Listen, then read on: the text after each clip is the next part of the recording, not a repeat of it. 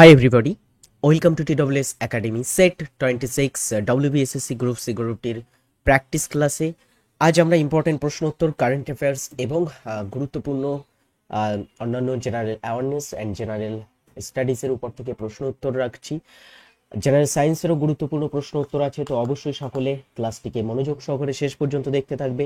চ্যানেলে নতুন হলে চ্যানেলটিকে অবশ্যই কিন্তু সাবস্ক্রাইব করতে ভুলবে না। প্রতিদিনের লাইভ জিকে ক্লাস দেখতে হলে দ্য TWS একাডেমি এবং দ্য ওয়ে অফ সলিউশন চ্যানেলগুলোকে সাবস্ক্রাইব করে রাখতে ভুলবে না। চলো শুরু করছি আজকের প্রথম প্রশ্ন কারেন্ট অ্যাফেয়ার্স দিয়ে। গুগল এশিয়া প্যাসিফিক অঞ্চলে তাদের প্রথম এবং বিশ্বব্যাপী চতুর্থ সুরক্ষা প্রকৌশল কেন্দ্র কোথায় উদ্বোধন করেছে?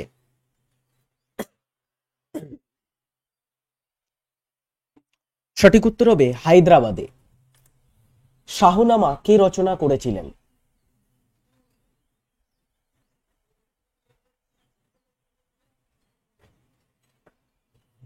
শাহনামা বইটি রচনা করেছিলেন Ferdousi. Option A is right answer.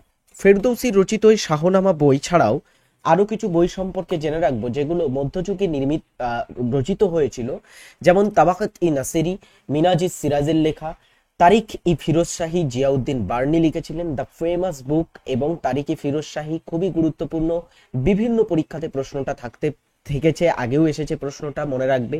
ফুতুয়াত ই ফিরোজ শাহী এটা একটা আত্মজীবনীমূলক বই, এটা একটা আত্মজীবনীমূলক বই। এবং ফুতুয়াতি ফিরোজ শাহী এটা ফিরোজ শাহ তুগলক বংশের শাসক, তিনি নিজেই নিজের আত্মজীবনী লিখেছিলেন, এটাকে ফুতুয়াতি ফিরোজ শাহী বলা হয়। কিতাব এল রাহেলা ইবন বতুতা লিখেছিলেন। আকবর নামা আবুল ফজল লিখেছিলেন। বাবর নামা লিখেছিলেন বাবরের রচিত বাবর নামা। হুমায়ুন নামা লিখেছিলেন গুলবদন বেগম। দা হুমায়ুন নামা থেকে কিন্তু পরীক্ষায় প্রশ্ন থাকতে পারে, খুবই ইম্পর্টেন্ট একটা বই হুমায়ুন নামা। চলো পরের প্রশ্নটা আমরা দেখে ফেলি। নিচের মধ্যে কে ভারতের একজন বিখ্যাত স্নুকার খেলোয়াড় ছিলেন? স্নুকার বা বিলিয়ার্ডস খেলোয়াড়দের মধ্য থেকে কে ছিলেন?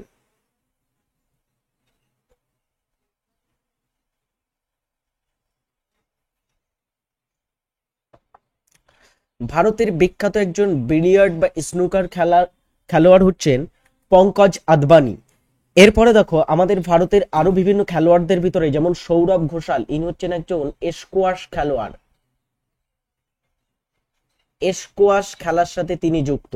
শরৎ কমল টেবিল টেনিস খেলার সাথে যুক্ত। অচন্ত শরৎ কমল টেবিল টেনিস খেলার সাথে তিনি যুক্ত আছেন।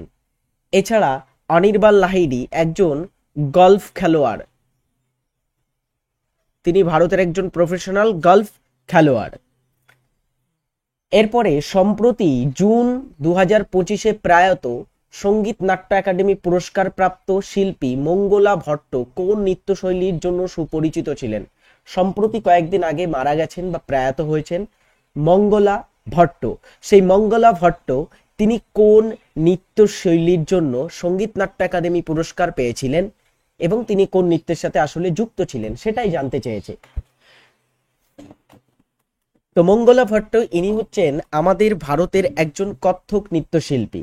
এছাড়া আরো একজন কত্থক নৃত্যশিল্পী যিনি সম্প্রতি 2025-এই মারা গেছিলেন, যার নাম কুমুদিনী লাখিয়া, এবং তিনি কুমুদিনী লাখিয়া তিনি ভারত সরকারের কাছ থেকে 2025 সালে পদ্মবিভূষণ পুরস্কার পেয়েছিলেন। এই নামটাও মোস্ট ইম্পর্টেন্ট একটা নাম আপকামিং পরীক্ষার জন্য। 1946 সালে কংগ্রেসের মিরাট অধিবেশনের সভাপতি নির্বাচিত হয়েছিলেন কে? মিরাট অধিবেশন 1946 স্বাধীনতার আগে মিরাটে জাতীয় কংগ্রেসের অধিবেশন হয়েছিল।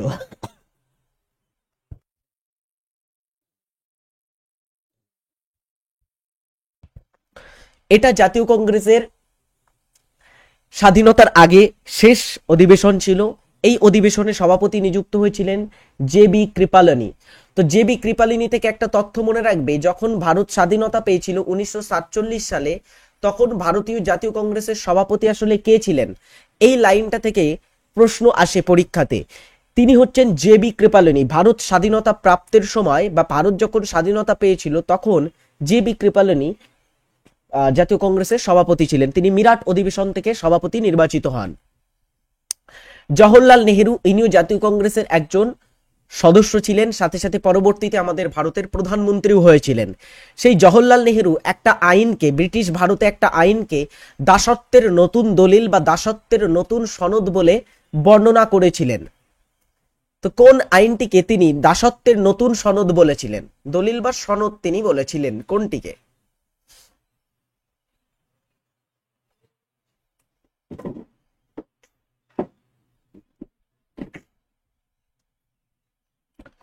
জওহরলাল নেহেরু, যিনি 1935 সালের ভারত শাসন আইনকে দাসত্বের নতুন সনদ বলে বর্ণনা করেছিলেন।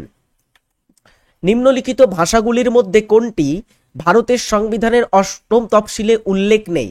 ভারতের সংবিধানের অষ্টম তফসিল, এখানে 22টি সাংবিধানিক ভাষা আছে বা 22টি ভাষার উল্লেখ আছে। সেই 22টি ভাষার ভিতরে কোন ভাষাটি নেই এখানে? এর আগেও এটা থেকে আমরা প্রশ্ন করেছি। 22টি ভাষা আছে অষ্টম তফসিলের ভিতরে। অষ্টম তফসিলটা একটু মাথায় রাখবে, কোন তফসিলে 22টি ভাষা আছে? অষ্টম তফসিলে। এটা থেকেও প্রশ্ন হতে পারে কতগুলি ভাষা আছে ভারতের অষ্টম তফসিলে? সংবিধানের 22টি আছে, এটা থেকেও প্রশ্ন হতে পারে। এখন কোন ভাষাটি নেই? নাগপুরি ভাষার উল্লেখ সেখানে নেই। তাহলে কোন কোন ভাষা আছে আরেকবার আমরা একটু চোখ বুলিয়ে নিই। সংস্কৃত ভাষা, অসমিয়া, ওড়িয়া, বাংলা, নেপালি, बोड़ो, डोगरी, गुजराती, हिंदी, कन्नड़, कश्मीरी, कोंकणी, मैथिली, মালায়ালাম, মণিপুরি, মারাঠি, পাঞ্জাবি, সাঁওতালি, সিন্ধি, তেলেগু, উর্দু এবং তামিল ভাষা, এইগুলো ভারতের সংবিধানের অষ্টম তফসিলের স্বীকৃত ভাষা। বাকি শুধু নাগপুরি ভাষা এখানে কিন্তু স্বীকৃত ভাষা নয়, তো ওটাকেই আমরা উত্তর করব। লোহিত রক্তকণিকা কোথায় তৈরি হয়? লোহিত রক্তকণিকা বা রেড ব্লাড সেল, এই লোহিত রক্তকণিকার কাজ কি? এই লোহিত রক্তকণিকা বা লাল রক্তকণিকা আপনার শরীরের টিস্যুতে রক্ত বা অক্সিজেন, রক্তের যে মাধ্যমে অক্সিজেন পরিবহন করে থাকে। তো শরীরের টিস্যুতে অক্সিজেনকে পরিবহন করে লোহিত রক্তকণিকা পরিবহন করে থাকে। এর ভিতরে হিমোগ্লোবিন থাকে, সেই হিমোগ্লোবিন প্রধানত অক্সিজেন পরিবহনে গুরুত্বপূর্ণ ভূমিকা পালন করে। তো এখন এটা কোথায় তৈরি হয়? যকৃৎ, অগ্নাশয়, ডিম্বাশয় নাকি অস্থিমজ্জা? আমাদের যে অস্থিমজ্জা থাকে, হাড়ের অস্থিমজ্জা, সেখান থেকে লোহিত রক্তকণিকা তৈরি হয়ে থাকে।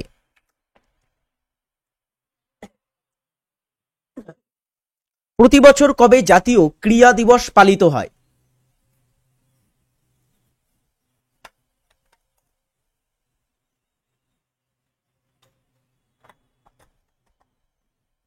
জাতীয় ক্রীড়া দিবস প্রতি বছরই পালিত হয়ে থাকে কোন দিনে? 29শে আগস্ট পালিত হয়। এই দিনটাতে আমাদের ভারতের একজন বিখ্যাত হকি খেলোয়াড় মেজর ধ্যানচাঁদ, তার জন্মদিন।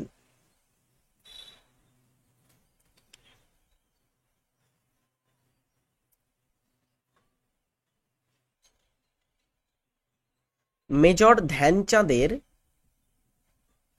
জন্মদিনে এটা পালিত হয়ে থাকে। চলো পরের প্রশ্ন দেখি। কে বাংলায় ব্রতচারী আন্দোলন শুরু করেছিলেন?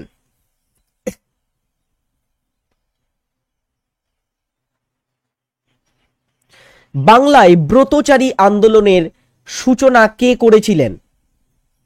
খুব সুন্দর একটা প্রশ্ন এটা।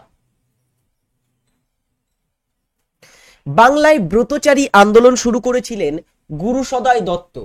আসলে এই গুরুসদয় দত্ত কে ছিল জানো?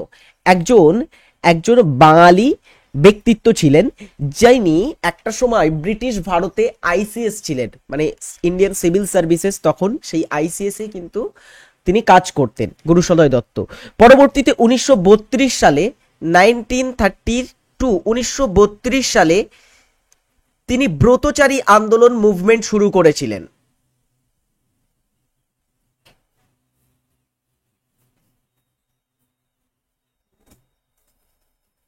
তো ব্রতচারী আন্দোলন তিনি কখন শুরু করেন? 1932 সালে শুরু করেছিলেন ব্রতচারী আন্দোলনটা।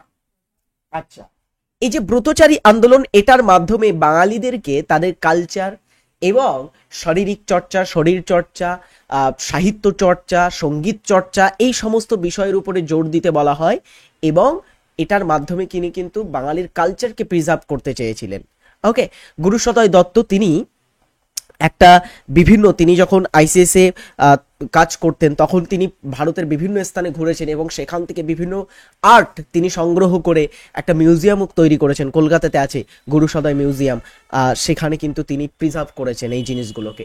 তো গুরুসদয় তার ব্রতচারী আন্দোলন 1932-এ শুরু হয়, খুবই গুরুত্বপূর্ণ। চলো পরেরটা দেখি, কোন গ্যাসটি অ্যানাস্থেটিক হিসাবে ব্যবহৃত হয়, অ্যানাস্থেটিক বা অ্যানাস্থেসিয়াতে?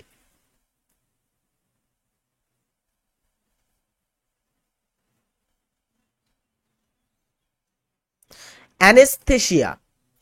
অ্যানেস্থেসিয়া মানে কি? অ্যানেস্থেসিয়া মানে হচ্ছে, অ্যানেস্থেসিয়া মানে তোমরা নিশ্চয়ই জানো, অজ্ঞান করা আর কি, তাই তো? মানে অ্যাকচুয়ালি কোনো একটা স্থানকে, তোমার শরীরের কোনো একটা পার্টিকুলার স্থানকে কিন্তু যেটাকে বলা হয় ওটাকে কি বলা হবে, দ্যাটস, যাই হোক একটা কিছু বলা হবে, আমার মনে আসছে না। তো অ্যানেস্থেসিয়ার মাধ্যমে অবশ করা হয়, একদমই অবশ করা হয়ে দেয় হয়। তো অ্যানেস্থেসিয়ায় ব্যবহৃত হয়ে থাকে যেটির, সেটা হচ্ছে নাইট্রাস অক্সাইডের ব্যবহার করা হয়ে থাকে, নাইট্রাস অক্সাইডের ব্যবহার হয়। নেক্সট, নৌকাডুবি উপন্যাসটি কে রচনা করেন? সকলে ক্লাসে লাইক করো দ্রুত একটা করে, যারা এখনো ক্লাসটিতে লাইক করোনি। প্রতিদিন এরকম লাইভ ক্লাস দেখতে হলে চ্যানেলটিকে কিন্তু সাবস্ক্রাইব করতে ভুলবে না। তো নৌকাডুবি উপন্যাস, এই উপন্যাসটি লিখেছিলেন কে? রবীন্দ্রনাথ ঠাকুর লিখেছিলেন নৌকাডুবি উপন্যাস, রবীন্দ্রনাথ ঠাকুরের বিখ্যাত একটা উপন্যাস। সুবনশিরি নিম্ন জলবিদ্যুৎ প্রকল্প বা Subansiri lower hydro power project, এটি কোন রাজ্যে অবস্থিত?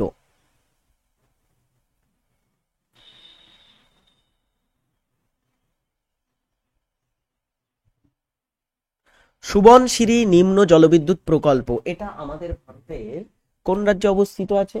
এটা আমাদের ভারতের আসাম রাজ্যে আছে। এই যে সুবনশিরি দেখতে পাচ্ছ, এটা একটা নদীর নাম। এখন এই সুবনশিরি নদীটা, এটা আসাম রাজ্যে প্রবাহিত হয়েছে এবং এই সুবনশিরি নদীটা ব্রহ্মপুত্রের একটা উপনদী। ব্রহ্মপুত্র নদীর উপনদী সুবনশিরিটা। সেই সুবনশিরি উপরে সুবনশিরি নিম্ন জলবিদ্যুৎ প্রকল্প গড়ে উঠেছে। কোন সালে কলকাতা বিশ্ববিদ্যালয় স্থাপন করা হয়? কলকাতা বিশ্ববিদ্যালয় কোন সালে স্থাপিত হয়েছিল?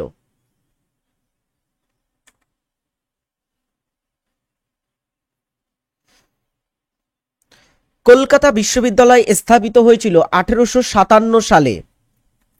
দামোদর উপত্যকা শিল্প অঞ্চলে কোন শিল্প সবচেয়ে গুরুত্বপূর্ণ? দামোদর উপত্যকা বা দামোদর ভ্যালি অঞ্চলে কোন শিল্পটা সব থেকে বেশি গুরুত্বপূর্ণ?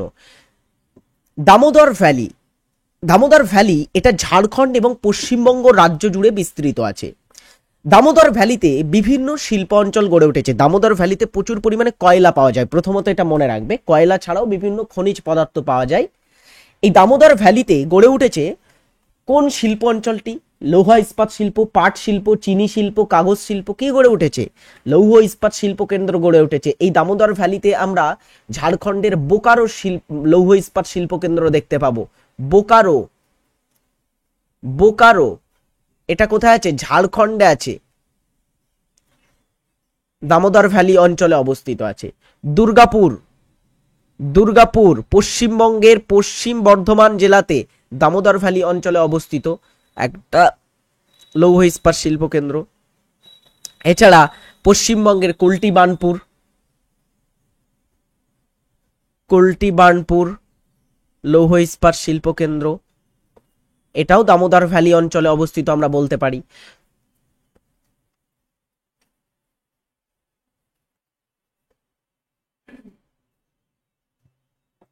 তো এখানে আমরা তাহলে কি পাচ্ছি? এই সমস্ত লৌহ ইস্পাত শিল্পগুলো দামোদর উপত্যকা অঞ্চলে অবস্থিত। তো দামোদর উপত্যকা অঞ্চল লৌহ ইস্পাত শিল্পের জন্য বিখ্যাত। এছাড়া দামোদর উপত্যকায় সব থেকে বেশি পরিমাণে আমরা কিন্তু কয়লা পেয়ে থাকি, এটাও একটু মাথায় রাখবে।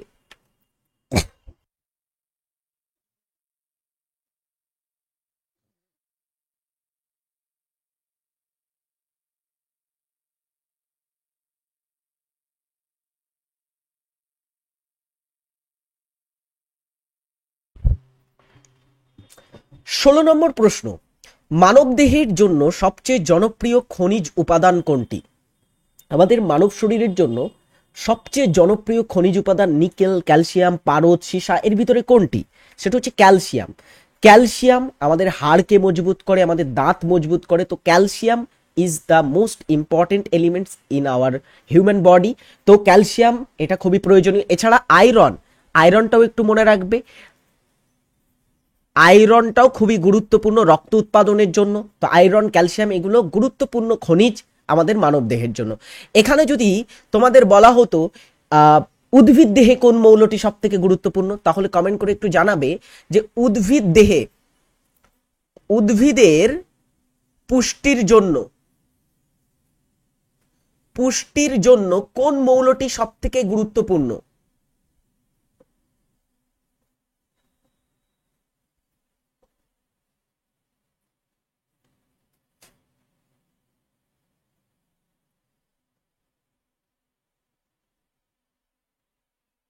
উদ্ভিদের পুষ্টির জন্য গুরুত্বপূর্ণ মৌল কোনটি? কমেন্ট করে সকলে এটার উত্তর জানিয়ে যাবে।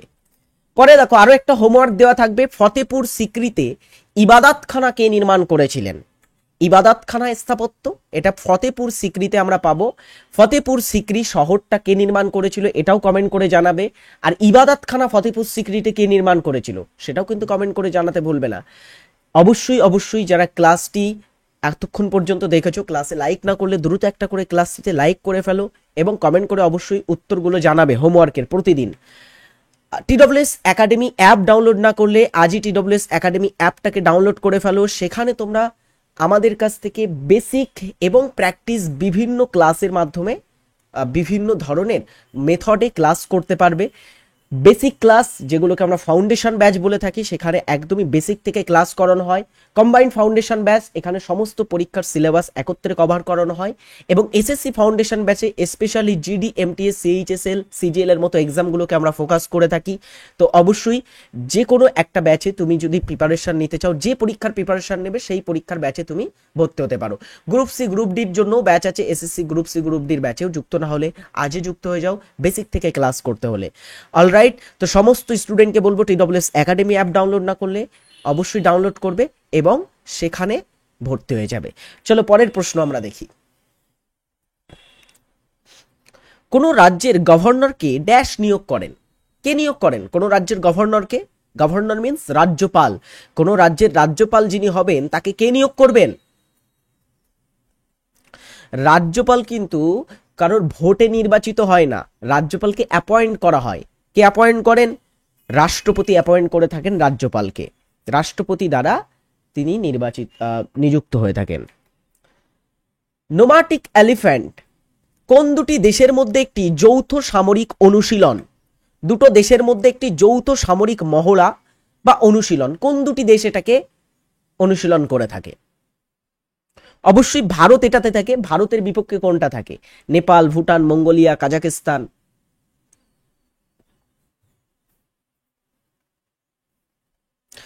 নোম্যাটিক এলিফ্যান্ট সামরিক মহড়া সম্প্রতি ভারত এবং মঙ্গোলিয়ার মধ্যে সম্পন্ন হয়েছে। তো ভারত আর মঙ্গোলিয়া। নর্মদা নদীর উৎপত্তি স্থল কোথায়? নর্মদা একটি পশ্চিম বাহিনী নদী।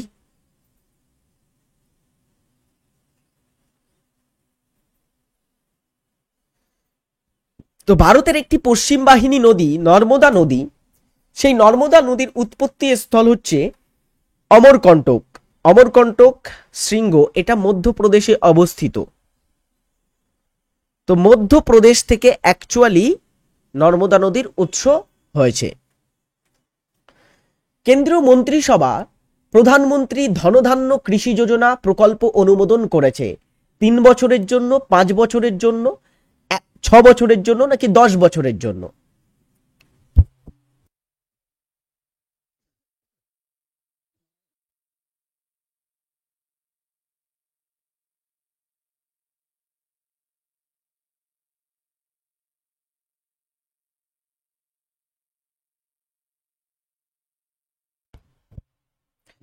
কেন্দ্রীয় মন্ত্রিসভা সম্প্রতি ঘোষণা করেছে ধনধান্য কৃষি যোজনা। এই প্রকল্পটি 6 বছরের জন্য অনুমোদন করা হয়েছে। প্রধানমন্ত্রী শ্রী নরেন্দ্র মোদীর সভাপতিত্বে কেন্দ্রীয় মন্ত্রিসভা 2025-26 থেকে শুরু করে 100টি জেলাকে কভার করার জন্য 6 বছরের জন্য প্রধানমন্ত্রী ধনধান্য কৃষি যোজনা অনুমোদন করেছে। এটার আন্ডারে 100টি জেলা, ভারতের বিভিন্ন রাজ্য থেকে 100টি জেলাকে কভার করা হবে। সো এটা সম্প্রতিকালে মন্ত্রিসভা অনুমোদন করেছে 6 বছরের জন্য। ইন্দিরা ঠাকুরন কোন উপন্যাসের চরিত্র?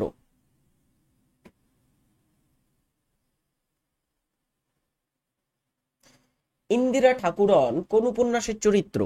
বিভূতিভূষণ বন্দ্যোপাধ্যায়ের রচিত পথের পাঁচালী উপন্যাসের একটি চরিত্র ইন্দিরা ঠাকুরন। পথের পাঁচালী, এর পরবর্তীতেই পথের পাঁচালীর উপর ভিত্তি করে সত্যজিৎ রায় তিনি 1955 সালে একটা সিনেমা তৈরি করেছিলেন, যেটার নাম পথের পাঁচালী সিনেমা। সত্যজিৎ রায়ের দ্বারা পরিচালিত সিনেমা ছিল। সেখানে ইন্দিরা ঠাকুরন মানে যে চরিত্র, এটা নজর কাড়ার মতো কিন্তু একটা চরিত্র ছিল। সেই ইন্দিরা ঠাকুরন চরিত্র ছাড়াও আমরা বাংলা সাহিত্যের কিছু চরিত্র সেটা সম্পর্কে দেখে রাখবো, চরিত্র এবং তাদের স্রষ্টা সম্পর্কে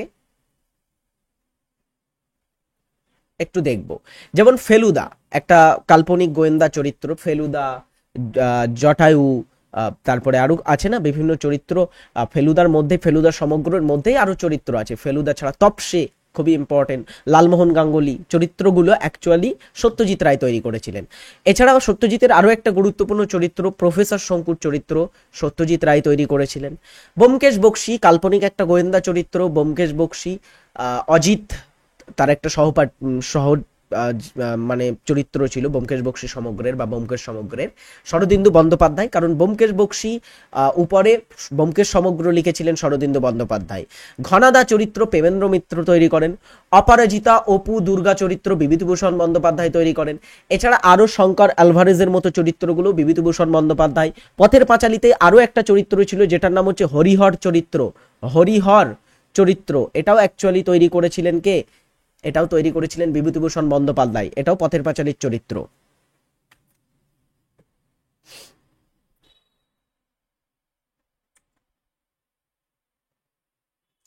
ভারতের প্রধান বন্দরগুলির মধ্যে ওয়াঘা আটারি কোন ধরনের বন্দর? ওয়াঘা আটারি এটা একটা বন্দর। এই বন্দরটা কি ধরনের বন্দর? নদী বন্দর, উপকূলীয় বন্দর, স্থল বন্দর, নাকি প্রাকৃতিক গভীর জলবন্দর? আসলে ওয়াঘা আটারি বন্দর দেখো কোথায় আছে। এটা এটা পাঞ্জাবে অবস্থিত আছে। পাঞ্জাবে অবস্থিত। এটাকে অনেক সময় ওয়াঘা চেক পয়েন্ট বলা হয়। তো সেই ওয়াঘা আটারি এটা অ্যাকচুয়ালি এক ধরনের স্থলবন্দর, কারণ পাঞ্জাবে কোনো সমুদ্রই নেই। স্থলবন্দর মানে যেখান থেকে দুটো দেশের মধ্যে বাণিজ্যিক সম্পর্ক হয়ে থাকে স্থলভাগের মাধ্যমে, এটাকে আমরা সাধারণত স্থলবন্দর বলি। আচ্ছা, স্থলবন্দর আমাদের পশ্চিমবঙ্গেও একটা আছে, যেমন পেট্রাপোল। পেট্রাপোল পেট্রাপোলটা উত্তর 24 পরগনাতে অবস্থিত আছে, যেটা বাংলাদেশ এবং আমাদের ভারতের মধ্যে একটা স্থলবন্দর। পেট্রাপোল এটা কোথায় আছে? পশ্চিমবঙ্গে আছে। পশ্চিমবঙ্গের উত্তর 24 পরগনার পেট্রাপোল একটা স্থলবন্দর। পুরো এশিয়া মহাদেশের সব থেকে বড় স্থলবন্দর হচ্ছে এই পেট্রাপোল। আর ওয়াঘা আটারি এটা ভারত এবং পাকিস্তানের মধ্যে একটা স্থলবন্দর। মধ্যযুগে কোন বিদেশি ভারতে আসেন?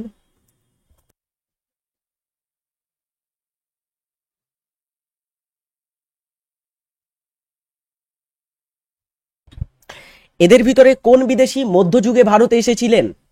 তিনি হচ্ছেন ক্যাপ্টেন হকিংস। মধ্যযুগে ভারতে এসেছিলেন। কখন, কার সময়ে? মুঘল যুগে তিনি ভারতে আসেন। মুঘল শাসক শাসক জাহাঙ্গীরের সময়, সম্রাট জাহাঙ্গীর যখন মুঘল সম্রাট ছিলেন তখন তিনি ভারতে এসেছিলেন।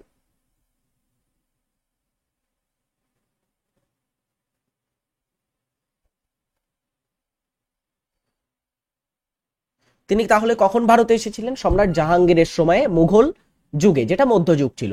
কিন্তু মেগাস্থিনিস, ফাহিয়েন বা ডেইমাকাস এরা অ্যাকচুয়ালি প্রাচীন যুগে ভারতে এসেছিল। মেগাস্থিনিস ভারতে এসেছিল কখন? মেগাস্থিনিস ভারতে এসেছিল গ্রিস দেশ থেকে। কার সময়ে? চন্দ্রগুপ্ত মৌর্যের সময়ে।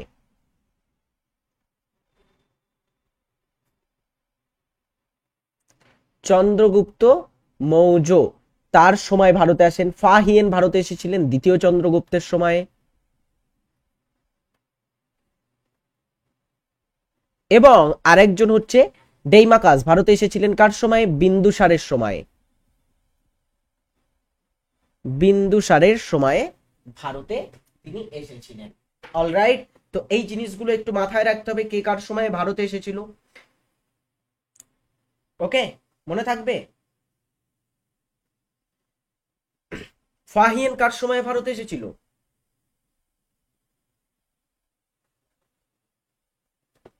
দ্বিতীয় চন্দ্রগুপ্ত, ঠিকই তো আছে। হ্যাঁ, চলো নেক্সট দেখি পরেরটা।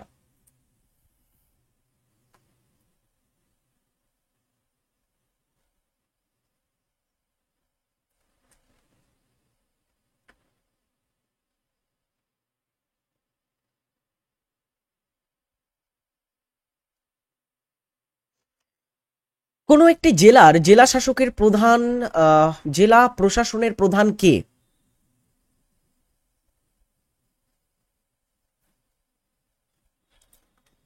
কোনো একটি জেলার জেলা প্রশাসনের প্রধান হচ্ছেন জেলা শাসক, যিনি থাকেন। সম্প্রতি কানাডিয়ান গ্র্যান্ড প্রিক্স 2025 কে জিতেছে? গ্র্যান্ড প্রিক্স আসলে মোটর রেসিং, কার রেসিং এর সাথে যুক্ত। তো সম্প্রতি কানাডিয়ান গ্র্যান্ড প্রিক্স জিতেছেন কে?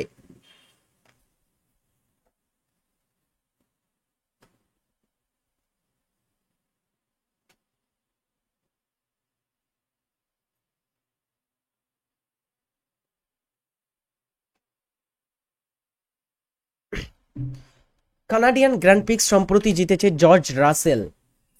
ওকে ডিয়ার স্টুডেন্টস, আজকের ক্লাসটি এখানেই শেষ হবে। ক্লাসটি কেমন লাগলো কমেন্ট করে জানাবে। পরের দিনের ক্লাসে দেখা হবে। তাহলে আজকের ক্লাসটি এখানেই রাখছি। ভালো থাকবে সকলে, টাটা। এবং টেলিগ্রাম চ্যানেলে যুক্ত না হলে অবশ্যই সকলে যুক্ত হয়ে যাবে। বাই।